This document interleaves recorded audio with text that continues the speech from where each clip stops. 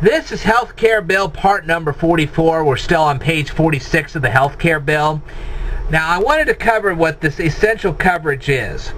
Now, when the Secretary of Health and Human Services determines essential coverage, he's going to work like this.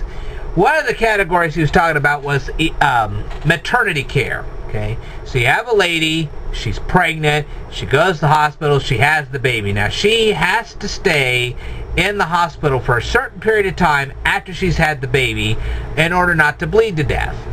Okay, so the secretary is saying, okay, because she absolutely has to stay, the doctors, the medical associations, the doctors, they've all said that this lady has to stay a certain period of time in order not to bleed to death after she's had her baby. Then they turn around to the health insurance and say, you have to pay for that. Okay, the individual doesn't have to pay for that, you have to pay for that. It's just like in an ambulance, okay? You're walking down the street, you get shot in a drive-by shooting. They pop you in the ambulance, and the paramedics determine that you have to have the bullet removed. You know, you're on the way to the hospital, but you have to have this bullet removed, and if you don't, you're going to die if you don't. So they perform an emergency surgery right there in the ambulance as they're trying to get to the hospital. Well, if that happens, then the Secretary of Health and Human Services says to the health insurance providers, you have to pay for that. You're not going to make the individual pay for this, you have to pay for this. And that's what he's talking about, essential. That is an essential coverage. You've got to have that coverage in your health care plan because you have to have that service if you get shot in a drive-by shooting. See what I mean? And if you have any further questions, just leave them right down here in the comments below and I'll go through this. Okay? Now, in the last part I was saying, required elements for consideration in defining the essential health benefits under paragraph 1, the Secretary shall ensure that such essential health benefits reflect an appropriate balance among all the categories described in such subsection, so the benefits are not unduly weighted towards any category. In other words, he's just going to figure out the bare minimum you have to have in each category in order to have yourself successfully treated if you run into X and Y situation. In other words, he's not going to put more emphasis on one category and less emphasis on another. Okay. Now, the Secretary is not making any coverage decisions. He's not going to determine any reimbursement rates. Okay, if the insurance decides to go with a 60-40 or a 50-50 where the patient pays 50% and the insurance pays 50%, the secretary doesn't determine that. He says you have to pay something. How much you pay is really going to have, you know, there's of course going to be checks and balances and that kind of thing, but basically how much the insurance pays on it is going to be varied. Okay. The Secretary of Health and Human Services is not going to establish any incentive programs. He's not going to say, well, if you provide so-and-so coverage, we're going to give you a tax break or something like that. He's not going to do that. And he's not going to design benefits in ways that discriminate against individuals because of their age, disability, or expected length of life. Okay? He's not going to say, well, if you perform this surgery for this bullet wound on a 30-year-old, that's fine. But if the person's like 55 years old, you don't have to pay for that surgery. Okay. Remember, you know, you're talking about, let's say you got two people. There's the 30-year-old and the 55-year-old. They're walking down the street. They both get shot in the drive-by shooting. They both get popped into an ambulance, and both of them have to have surgery for their bullet wounds. Okay? He's not going to say, well, you go ahead and pay for the 30-year-old's wound, but you don't have to pay for the 55-year-old's wound.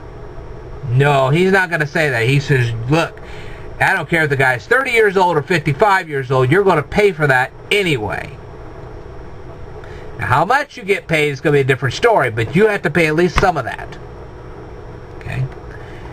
And it's like, well, okay, the one guy was walking down the street, the other guy was in a wheelchair. They both get shot in the drive-by shooting. He's not going to stand there and say, well, because the guy was walking, he gets his bullet removal paid for, but the guy in the wheelchair does not.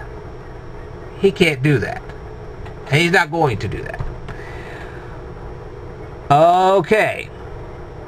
The Secretary will take into account the health care needs of diverse segments of the population. Women have health care needs that are different from men. Children have health care needs that are different from adults. People with disabilities have health care needs that are a little different than people without disabilities, and so on and so forth. Black people have health care needs that are a little different than white people, and so on and so forth, and I could go on and on, but anyway. Okay. Ensure that health benefits established as essential not be subject to denial to individuals against their wishes on the basis of the individual's age or expected length of life, or the individual's present or predicted disability, degree of medical dependency, or quality of life. I think that's pretty self-explanatory.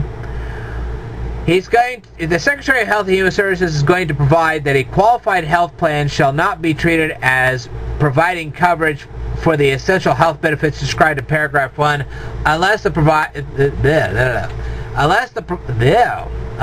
plan provides that coverage for emergency department services will be provided without imposing any requirement under the plan for prior authorization of services or any limitation on coverage where the provider of services did not have the contractual relationship with the plan. Yeah.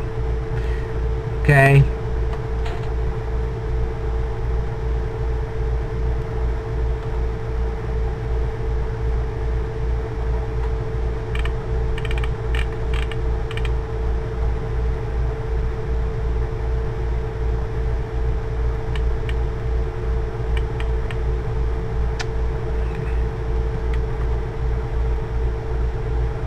All right, this is talking about emergency room visits, and basically I'm getting out of this is that they can't say, well, okay, this emergency room service is covered, but this emergency room service is not. We're only going to pay part of this, and we're not going to pay the rest, that type of thing.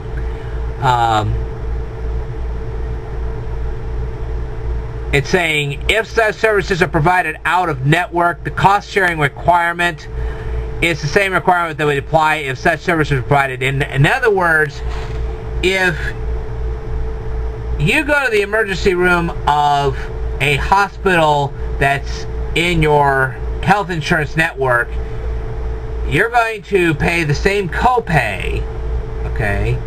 In other words, there's a part that the insurance is going to pay, and there's a part you're going to pay.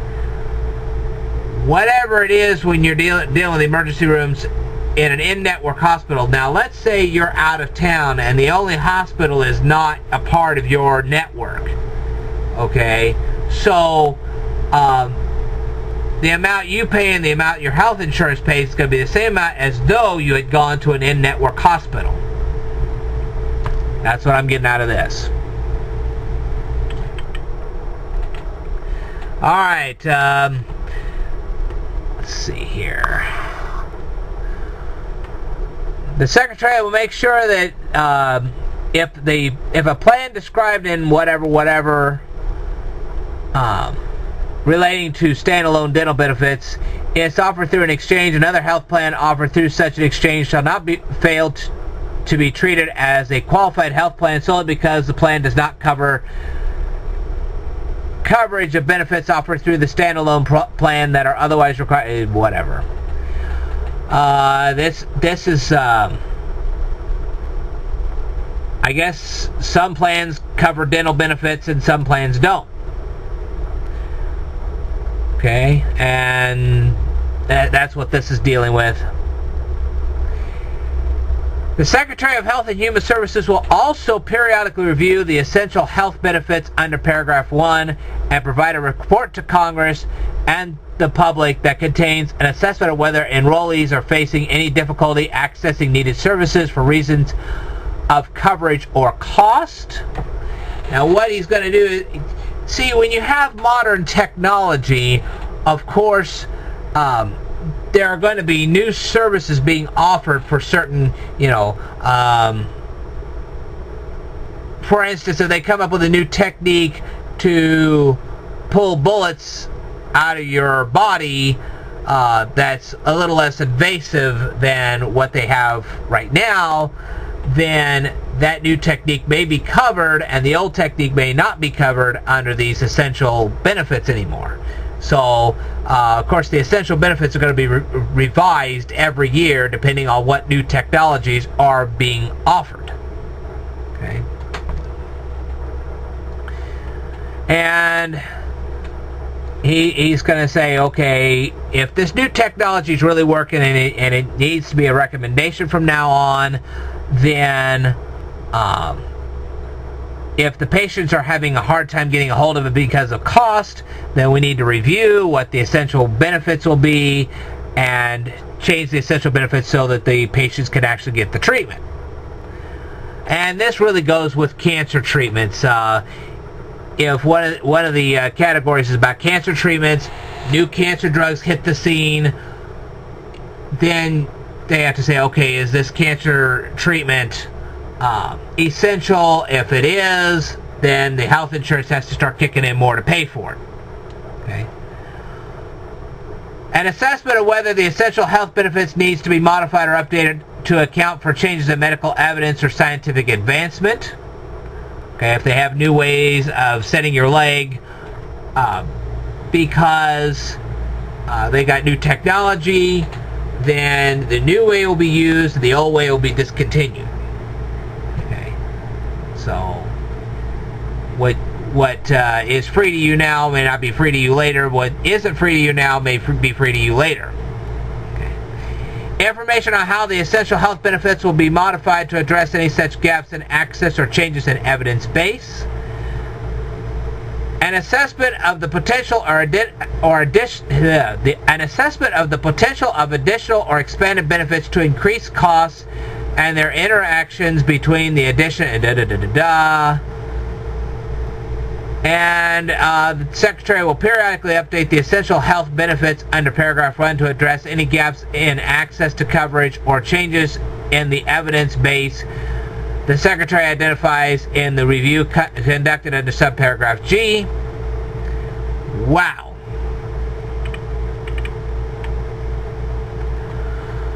Rule of construction: nothing in this title should be construed to prohibit a health plan from providing benefits in excess of the essential health benefits described in this subsection. In other words, the health insurance has to provide these essential benefits, but if they want to provide more, they can, and the Secretary is not going to stop them from doing so. Okay. Requirements relating to cost sharing. Annual limitation on cost sharing. The cost sharing incurred under a health plan with respect to self-only coverage or coverage other than self-only coverage for a plan year beginning in 2014 shall not exceed the dollar amounts in effect under Section 223 of the Internal Revenue Code of 1986 for self-only and family coverage respectively for taxable years beginning in 2014, 2015 and later. In the case of any plan year beginning in the calendar whatever, the limitation of this paragraph shall, in the case of self-only coverage, be equal to the dollar amount